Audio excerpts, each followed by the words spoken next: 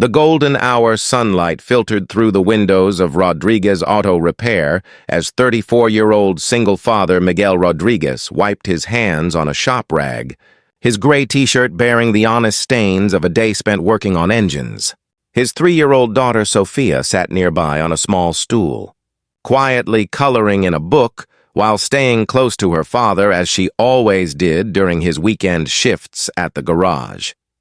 Miguel had been running the small neighborhood auto shop for 5 years, ever since his wife Maria had passed away from cancer and left him to raise Sophia alone. The business provided just enough income to cover their modest apartment and Sophia's needs. But every month required careful budgeting and the kind of resourcefulness that came from understanding the true value of every dollar. As Miguel finished up his work on a customer's transmission, he heard the sound of a car pulling into the garage bay with the telltale sputter of engine trouble. Looking up, he saw a red luxury sedan that was clearly expensive, but currently running rough, its engine making the irregular sounds that indicated serious mechanical issues. The driver who emerged from the car was a woman in her early 30s, wearing an elegant cream-colored business suit that suggested wealth and success. Her blonde hair was styled perfectly despite her obvious frustration with the car trouble, and she carried herself with the confident bearing of someone accustomed to solving problems through determination and resources. "Excuse me?" she called out as she approached the garage. "I'm having car trouble, and this was the closest repair shop I could find. Are you able to take a look at it?" Miguel noted the worry in her voice beneath the polished exterior. "Of course. I'm Miguel, and this is my shop. What's the car been doing?" "I'm Alexandra Sterling," she replied, extending her hand with professional courtesy. "The engine has been making strange noises for the past few miles, and now it's running very rough. I have an important meeting I need to get to." As Miguel began his initial assessment of the vehicle, Sophia looked up from her coloring book with the unguarded curiosity that only children possess. The little girl studied Alexandra with obvious interest, taking in her elegant clothes and kind face with the careful attention of a child who spent most of her time around adults in work clothes. "That's a very pretty dress," Sophia said with the honest directness of childhood. Alexandra smiled, her business demeanor softening as she crouched down to Sophia's level. "Thank you, sweetheart. What's your name?" "I'm Sophia, and that's my daddy," she replied, pointing toward Miguel, who was now listening to the engine with the focused attention of an experienced mechanic. "He fixes cars so they can be happy again." "He fixes cars so they can be happy?" Alexandra repeated, charmed by the child's perspective. "When cars are broken, they're sad," Sophia explained seriously. "But Daddy makes them feel better so they can drive people where they need to go."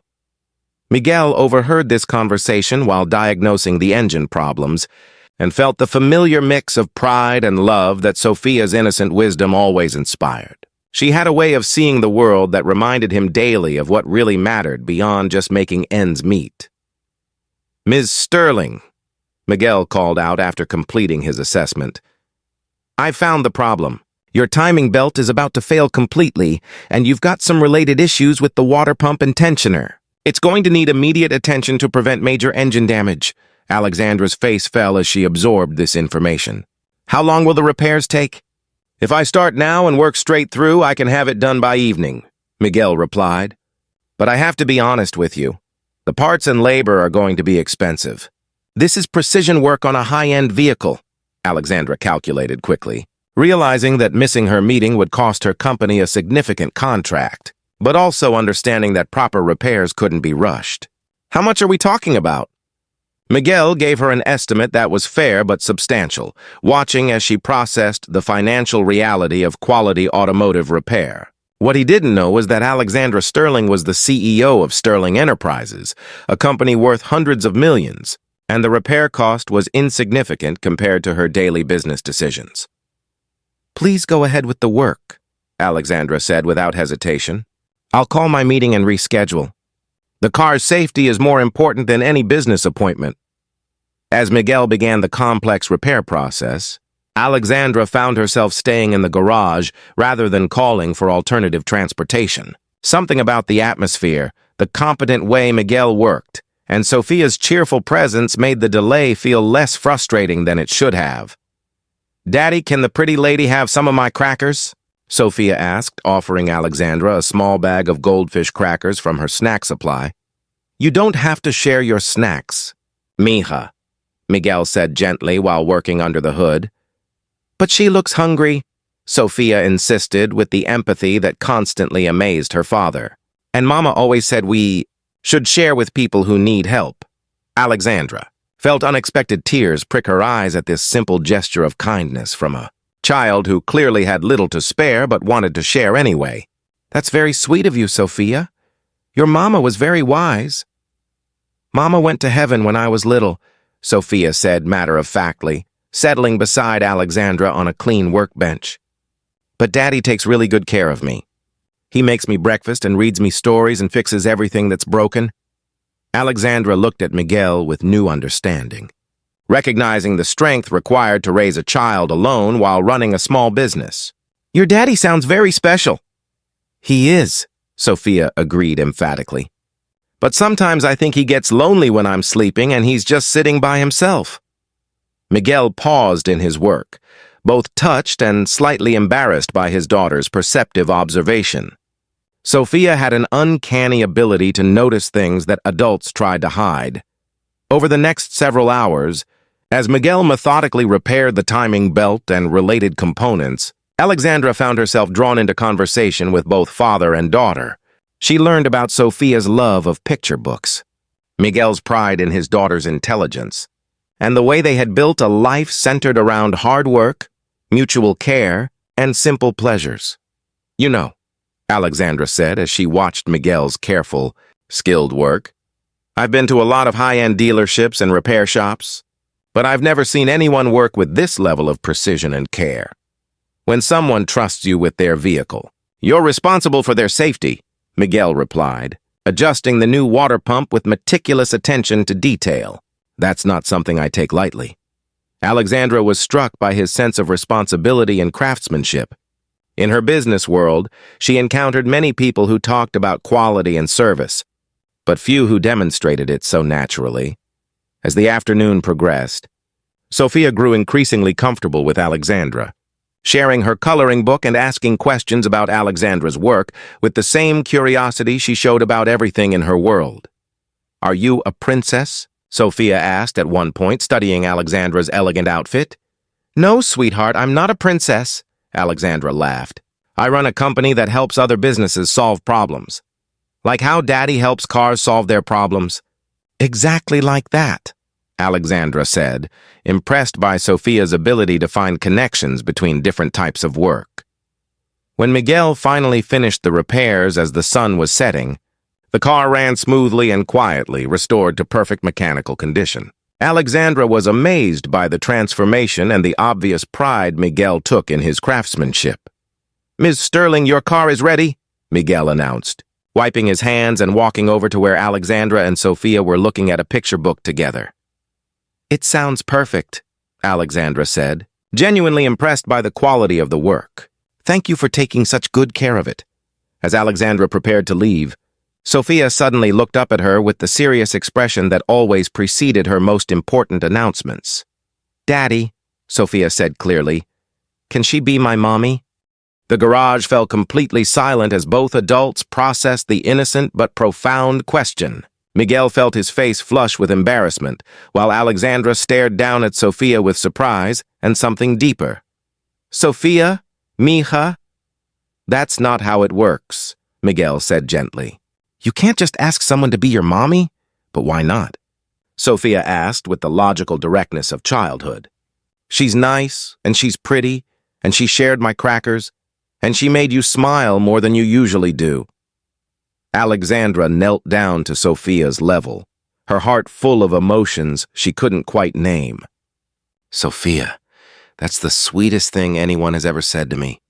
"Your daddy is very lucky to have such a loving daughter." "But you didn't answer my question," Sophia persisted with the determination that both frustrated and delighted her father. Alexandra looked up at Miguel, seeing the good man who had raised such a remarkable child, who took pride in honest work, and who had created a life of dignity and love despite obvious challenges. Sophia, being someone's mommy is something that happens when grown-ups fall in love and decide they want to be a family together, Alexandra explained carefully. It's not something that can happen in just one day. Oh, Sophia said, considering this information seriously. How long does it take?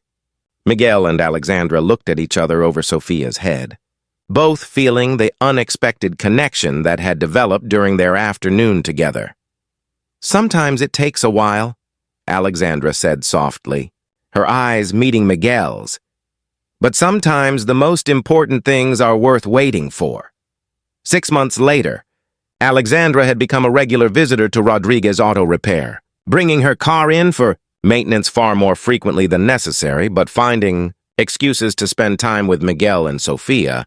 What had started as gratitude for excellent automotive service had evolved into something neither of them had expected to. Miguel discovered that Alexandra's success hadn't diminished her capacity for genuine connection, and that her business acumen could be channeled into helping his small shop thrive without losing its personal character. Alexandra learned that the most fulfilling relationships weren't built on shared social status, but on shared values of hard work, family devotion, and treating others with respect. Sophia, meanwhile, had adopted Alexandra as her unofficial honorary mother figure, teaching her to color within the lines and sharing her extensive knowledge of picture books with someone who genuinely appreciated both her intelligence and her innocence. You know what I realized? Alexandra said one evening as they sat together in the garage after closing, watching Sophia play with her toy cars while Miguel finished paperwork. What's that? Miguel asked, looking up from his invoices. That day when my car broke down was the luckiest day of my life, Alexandra replied. I thought I was just getting automotive repair, but I found something I didn't even know I was looking for. Which was? A family, Alexandra said simply. A real family, built on love and respect rather than convenience or expectations. Miguel smiled, thinking about how Sophia's innocent question had opened possibilities he had never dared to consider. Sophia was right, you know. About what? She always said you made me smile more than I usually did. I just didn't realize how much I needed someone to smile about until you came along. Sometimes, the most important questions come from the mouths of children who haven't yet learned that life is supposed to be complicated. And sometimes the most beautiful families are formed not through traditional paths, but through the simple recognition that some people fit together naturally, regardless of the differences in their backgrounds or bank accounts. If this story warmed your heart and reminded you that love often comes from the most unexpected places, please give it a like and share it with someone who believes in the wisdom of children and the power of authentic connection. Subscribe for more stories about finding family in surprising ways, and let us know in the comments about a time when a child's innocent question opened your eyes to new possibilities. Sometimes the most important truths are spoken by the smallest voices.